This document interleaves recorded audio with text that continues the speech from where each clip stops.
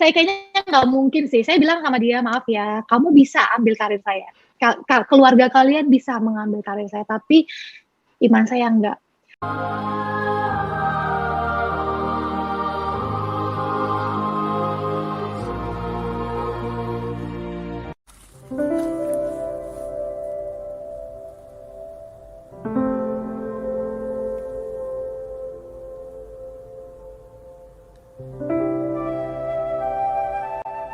Shalom sahabat Katolik, berjumpa lagi di channel Komuninet. Bagaimana kabar Anda hari ini? Saya mendoakan Anda semua kiranya ada dalam kasih dan pertolongan dari Tuhan Yesus Kristus. Pada kesempatan ini saya akan mencoba memaparkan suatu kesaksian dari artis cantik Sandra Dewi yang tentunya sudah tidak asing lagi di telinga masyarakat Indonesia. Sandra Dewi merupakan artis cantik yang memiliki nama lengkap Monica Nicole Sandra Dewi Gunawan Bas. Lahir di Pangkal Pinang, Bangka, 8 Agustus 1983. Artis yang memiliki paras cantik ini, kini menjadi viral di media sosial YouTube lewat video kesaksian hidupnya yang hampir meninggalkan Yesus karena seorang lelaki. Dalam kesaksian di channel Jaya Inspirasi yang berdurasi 22 menit tersebut, Sandra Dewi banyak memberikan kesaksian yang menguatkan seluruh orang percaya di dunia ini. Namun satu hal yang dapat memberikan pelajaran bagi seluruh umat Kristen adalah soal kesetiaannya kepada Yesus. Awal ceritanya dimulai ketika Sandra Dewi mulai beranjak dewasa dan sudah berprofesi sebagai seorang artis. Pada saat Sandra Dewi mulai populer dan semakin dikenal masyarakat tanah air Indonesia, ada seorang lelaki kaya raya dan memiliki wajah tampan mengungkapkan perasaannya kepada Sandra Dewi. Sandra pun menerima lelaki tersebut sebagai pacarnya. Setelah berjalan 2 bulan hubungan mereka, Sandra ditawarkan untuk menikah dengan lelaki tersebut. Dengan kelabilan Sandra, ia pun hampir mengikuti permintaan lelaki tersebut, atau mengikuti lelaki tersebut yang beragama Muslim. Orang tua dari lelaki tersebut juga mengatakan jika Sandra ingin menikahi anaknya haruslah meninggalkan agamanya dan mengikuti agama mereka. Gitu. Ketika keluarganya meminta iman saya, ketika keluarganya meminta agama saya berpikir, saya bisa nggak ya, gitu. Pilihannya itu ada 2, hidup dengan laki-laki yang saya cintai atau hidup dengan Tuhan Yesus. Gitu. Jadi saya berpikir kayaknya nggak bisa ya, kayaknya saya nggak bisa hidup tanpa Tuhan Yesus karena saya kehilangan barang aja tuh saya doa sama Tuhan Yesus. Saya nyetir dulu lagi syuting, saya capek.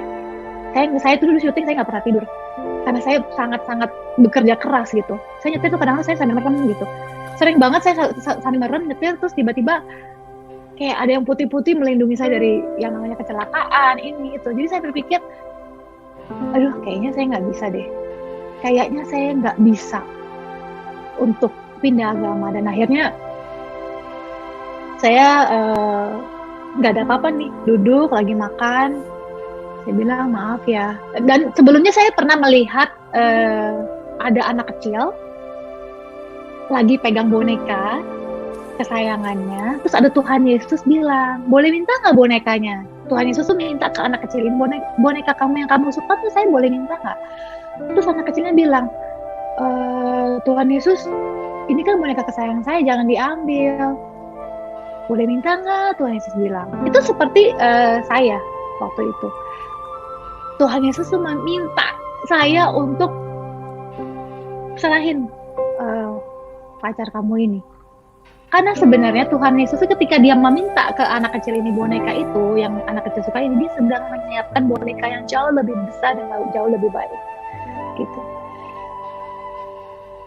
Jadi saya akhirnya, berarti kalau saya putus, saya menyerahkan hubungan saya ini, berarti Tuhan Yesus pasti memberikan saya yang lebih baik, saya bilang. Walaupun saya ragu ya, ada nggak ya yang lebih baik daripada dia? Waktu itu saya ngerasa, aduh Tuhan, ya udahlah ya. Saya kayaknya nggak mungkin sih. Saya bilang sama dia, maaf ya, kamu bisa ambil karir saya. Keluarga kalian bisa mengambil karir saya, tapi iman saya enggak. Mendingan saya balik lagi syuting susah-susah, nggak tidur, keringetan setiap hari. Orang lain semua keluar dari salon, saya keluar dari hutan lokasi syuting. Cewek lain semua makan di restoran mewah, saya sebagai seorang aktris saya makan di tengah hutan bersama nyamuk. Malam minggu semua orang nonton ke mall, dandan yang cantik. Saya tuh setiap malam minggu saya tuh ada di lokasi syuting, jadi orang miskin, makan di trotoar, makan pakai tangan.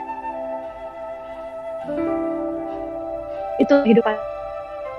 Kerja keras lagi, tapi hidup bersama Tuhan Yesus saya daripada saya menjadi nyonya besar. Tapi saya tidak hidup, saya tidak bisa merayakan Natal, saya tidak bisa berdoa kepada Tuhan Yesus setiap hari. Akhirnya kita putus. Akhirnya dengan keputusan karena cinta Tuhan Yesus, ia berani meninggalkan pacarnya dan Sandra harus menangis selama 2 tahun. Saudara seiman Kristen, apa pelajaran penting yang dapat kita ambil dari kesaksian Sandra Dewi? Sebagai anak-anak Yesus Kristus, jangan pernah kita meninggalkan Dia, walaupun banyak tantangan dan masalah yang terus menghampiri kehidupan kita. Jika tawaran tersebut membuat kita kaya, populer, serta memiliki uang banyak, jangan pernah tinggalkan Yesus. Percayalah hanya Dia Tuhan yang hidup, Tuhan yang akan membawa kita pada kehidupan yang kekal atau kerajaan surga. Di rumah Bapakku banyak tempat tinggal. Jika tidak demikian, tentu aku mengatakannya kepadamu. Sebab aku pergi ke situ untuk menyediakan tempat bagimu. Yohanes 14:2. Tuhan Yesus memberkati kita semua. Amin.